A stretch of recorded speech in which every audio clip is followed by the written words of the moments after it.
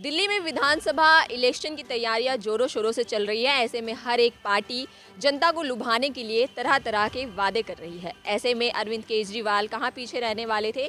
उन्होंने जनता के लिए कई सारे वादे किए हैं। महिला सम्मान योजना, संजीवनी योजना, उसके बाद अंबेडकर सम्मान योजना, फ्री बस, फ्री बिजली, फ्री पानी।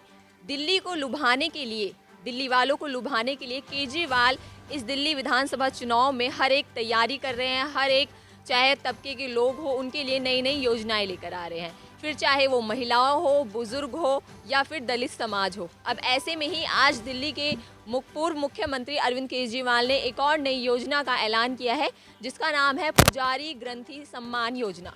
जी हाँ, इस योजना के तहत अरविंद केजरीवाल ने एक बड़ा ऐलान किया है और उनका कहना ये है कि इस योजना के तहत दिल्ली के जो पुजारी हैं और जो ग्रंथी है, उनको हर महीने 18,000 रुपये दिए जाने की घोषणा की गई है। अब अरविंद केजरीवाल के इस बयान को लेकर राजनीति भी गर्मा गई है। वहीं विपक्ष है, बीजेपी की ओर से कई नेताओं के इस पे बयान भी सामने आए हैं।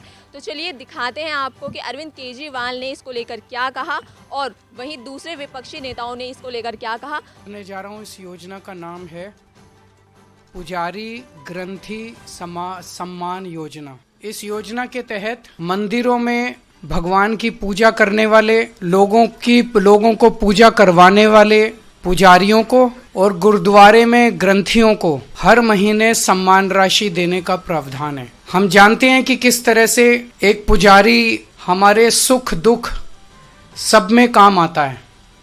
हमारे घर में शादी हो, बच्चे का बर्थडे हो, कोई भी खुशी का मौका हो या कोई मौत हो जाए या कोई गम का मौका हो, हर वक्त पुजारी हमारे साथ होता है, हमारे को उसमें अपना कंट्रीब्यूशन करता है, भगवान की पूजा कराता है हमें।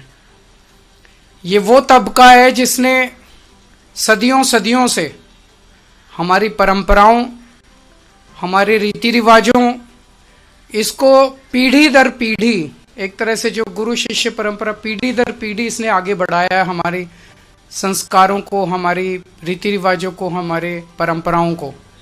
लेकिन इसने कभी भी अपने परिवार की तरफ ध्यान नहीं दिया और कभी भी हम लोगों ने इनकी तरफ ध्यान नहीं दिया। हम मंदिर जाते हैं, पूजा करते हैं, लेकिन कभी भी इनकी तरफ हमने ध्यान नहीं दिया। आज इस योजना के जरिए हम इसे, मैं वेतन या तनख्वाह नहीं कहूँगा, एक तरह से इनका सम्मान करने के लिए इसकी घोषणा कर रहे हैं कि लगभग 18,000 रुपये महीना इनको सम्मान राशि दी जाएगी हमारी सरकार बनने पर। जैसे मैंने कहा कि दिल्ली के जो पूर्व मुख्यमंत्री हैं अरविंद केजरीवाल, जब उनको अपनी हार का डर दिखाई दे रहा है तो आज उनको ईश्वर याद आ रहे हैं, आज उनको वाहेगुरु जी याद आ रहे हैं।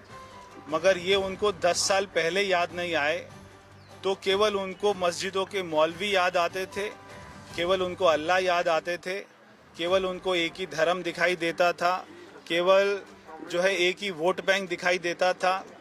10 साल में लगातार हर महीने दिल्ली की जनता के टैक्स के पैसे से वो एक एक मस्जिद के मौलवी को और उसके साथ में एक उसके सहायक को हजारों रुपए की सैलरी देते थे।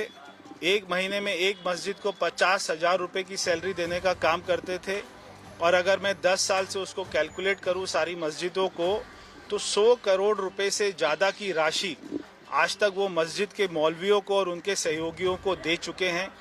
आज क्योंकि चुनाव आया है और चुनाव की घोषणा 4 दिन बाद होने वाली है, 5 दिन बाद होने वाली है, 1 हफ्ते बाद होने वाली है, तब उनको एकदम से मंदिर के पुजारी याद आ गए हैं, उनको एकदम से गुरुद्वारे के ग्रंथी याद आ गए हैं।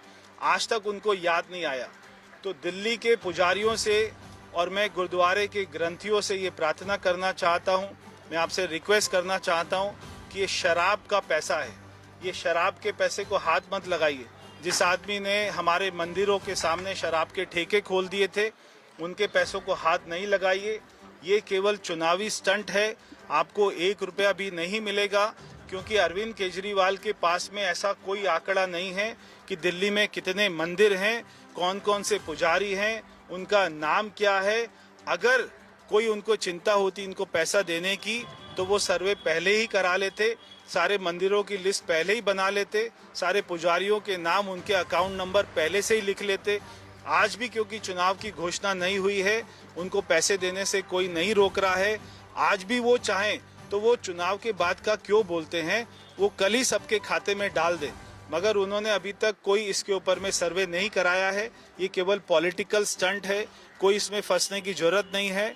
अरविंद केजरीवाल की सरकार जा रही है, भारतीय जनता पार्टी की सरकार आ रही है।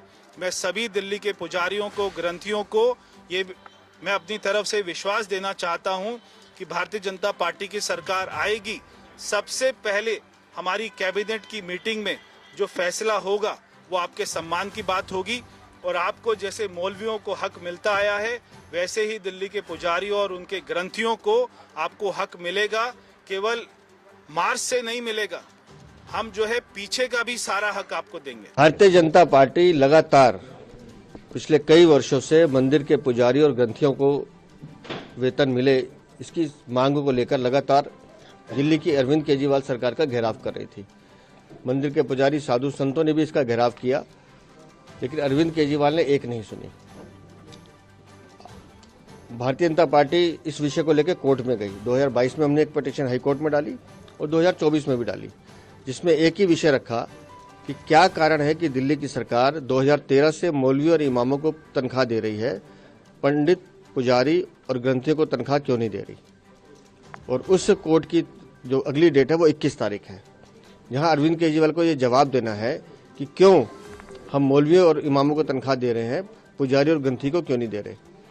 अब जब इन्हें लगा कि कोर्ट में जवाब देना है और चुनाव सर पर है, खाली मौलवी इमामों से गुजारा नहीं चलेगा, तो अब इन्होंने भगवान राम का सहारा लेना शुरू किया है।